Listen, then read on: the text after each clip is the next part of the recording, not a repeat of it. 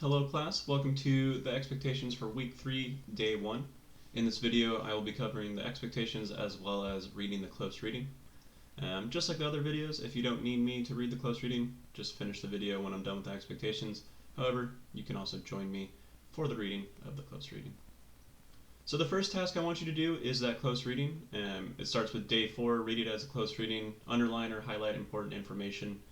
Some students last week were asking how much information is enough information to comment or write a question about a paragraph. So if there's multiple small paragraphs, smush them together and that'll be fine for a comment or way that you related to the material or just wrote a question. So yeah, write down questions or ways that you relate to the material. This will be happening on pages 32 to 35 of that PDF that I sent. In addition, I want you to make a quipu out of string or draw one if material is not available. Whatever material that you have in order to create a quipu, that would be awesome. Shoestrings, anything else, old shirts that you can cut, something like that. And this is what a quipu looks like, a traditional one. In the close reading, we'll be learning about this a little bit. Also, I want you to complete any math homework from Miss Moore, review and practice movements from mystery class, and then I also want to make sure that you guys are moving today, 30 minutes of light cardio. Again, find like a dance routine video or something silly, something that'll get you moving, make you laugh, and you'll have a little bit of fun today. So that's what I'm hoping for today. Those are the expectations. Now we can dive into our close reading. That starts on page 32. Alright. Day 4. When an Inca girl reached puberty, there was a ceremony to introduce her to womanhood. The girl remained shut up in her home during the ceremony. She fasted for 3 days, and on the 3rd day she chewed a few kernels of corn. On the 4th day, her mother bathed her and washed, combed, and braided her long hair. The girl put on a new dress, a shawl, white woolen sandals. Then a feast was held for her. She waited on her relatives who had come to the feast, and her most important uncle gave her a permanent name. Boys had an initiation ceremony about the age of 14. This was a collective ceremony held once a year. The mothers of the boys wove a breech cloth for them. At the initiation ceremony, each boy received a man's name and put on the breech cloth his mother had made. He then joined the men of the village at a simple feast. After the feast, there was plenty of celebrating with dancing, athletic competitions, wrestling, and mock battle games. These celebrations were a sort of endurance test for the boys so they could demonstrate their courage, their ability to withstand pain, and their skill in making weapons in an emergency. Once a year, the village governors lined up the young men who wanted to get married. The girl whom the parents had chosen was placed behind the man she was to marry. Very often, the young couple had fallen in love first, and the man had asked his parents to speak for him to the parents of the girl of his choice. After the public betrothal, the families paired off to arrange the wedding feast for their sons and daughters. The groom and his parents went to the bride's home to meet her family. When the groom arrived, he knelt before his bride and put a sandal on her right foot. This signified that he was ready to serve her.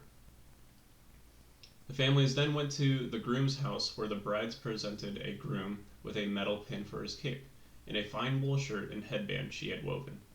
The groom put on the new shirt and headband and sat down next to his bride to listen to the instructions on marital behavior. The teachers were either relatives or wise men. While all the talking was going on, the groom's mother and any other women present helped to prepare the marriage feast. When the talk was finished, everyone ate and then they drank. People always ate first and drank afterwards. No one drank anything while eating. After the feast, the bride went to live with the groom's family at a new home which the groom and his relatives had built. The Incas took good care of elderly and handicapped people. When someone could no longer work and provide for themselves, he or she was supported from the community storehouses. He was still expected to do whatever level of work he could, as there were many people who were disabled, deformed, or sick in any way. By law, anyone with physical handicap could only marry another person with the same handicap. Blind people could only marry other blind people, and so on. The Incas did not have a written language, instead they used a quipu, which was a long piece of string to which a number of other colored pieces of string were attached with knots tied in them. The colors represented specific information and the knots showed numbers. It was a complicated system, only understood by the quipu keepers, who were called quipu mayocs. Yellow string stood for gold, white for silver, green for coca, red for soldiers, and so on. By looking at a quipu, officials could tell how many warriors they could expect from any village, the food available to feed them, and where it was stored. If there was a poor harvest in one province, they knew at a glance how much help its members could send.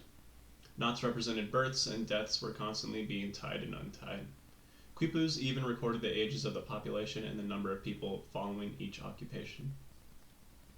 The ruins of Machu Picchu, one of the lost strongholds of the Incas, sits high in the Andes Mountains in the midst of rocky crags with a precipitous drops of 2,000 feet behind them. It was discovered by an explorer in 1911, a spectacular sanctuary of the Inca Empire. The entire town was discovered nearly intact, having been abandoned long in the past. The Incas carved big blocks of stone. Every important town had a huge carved stone called an Intihuatana. This stone marked the days on which the sun passed overhead at noon. When the center upright part of the stone cast no shadow, this was a great time of celebration. Chicha, or maize beer, was offered to the sun, along with many prayers of thanksgiving. Then the people danced and sang and drank chicha for the rest of the day. While many Intechitonas have been destroyed, the one in Machu Picchu remains to this day. Space was limited and houses were cleverly crowded together. Every inch of space in Machu Picchu was set aside for some use. Behind each house was a tiny garden plot only a few feet square. All the districts of the city of Machu Picchu were linked by a web of stairs, side streets, and tiny alleys. A narrow watercourse, just 4 inches wide, carried water from springs on Machu Picchu mountain along a terrace and through the 4 stone basins, which then divided around a catch basin. The water ran through 12 more shallow fountains. Remember that the Incas did not know about the wheel and used only simple tools of wood, stone, and bronze, and had to use ropes to move stones to build structures. The stones were so finely carved that mortar was not needed to fill the gaps between them. This was truly a remarkable civilization. So they essentially built all their walls, all their buildings, without using like cement or anything like that. They were just carefully placed, so they were built strong. Inca artists produced fine weaving, metalworking, and pottery. Women spun and wove cloth on looms using wool from alpaca and llama. Cotton was used as well. They used a backstrap loom. One end was tied to a tree or post, while the other end was tied to a band around the weaver's back. By moving back from the tree, the weaver could tighten the threads on the loom. Alright, so here we have the instruction. Make a quipu for your family. Get a long piece of thicker string, perhaps black, on which you can tie the thinner colored string. Again, do the best with the material that you have. I know I have an old shirt that I can think about that could be, that is kind of colorful, that I could cut up and use as rope, use as string. But yeah, include a yellow string to show the amount of paper money you have on hand today. Use a system of knots to count by ones. The gold can stand for dollars. Use a white string to show the amount of change, silver, you have on hand today. Use a system of knots to count by tens. Use a green string to show the amount of food you have on hand today. Use a knot to show each day's supply of food. If you have 2 days' supply of food, you will tie 2 knots in your green string. Use a red string to show the duties you must perform today. Use 1 knot for each duty. Use a blue string to show the number of members in your family unit. Yeah, so that's kind of what I'm looking for today. If you don't have these specific colors, that is totally okay. Just create your own key of what colors could represent. Maybe mark it with marker or color it in some kind of way, make it stand out on its own, and just make your own key off to the side on a separate piece of paper. I'm totally okay with that. But yeah, that's the close reading. I hope you guys are doing well. I do miss you. Thanks for meeting with me. If you get met with me, there will be a Zoom meeting every day, Monday through Friday, from 10 to 11. So if you want to attend that and ask questions, connect with other students, look out for that email. Thank you, and goodbye.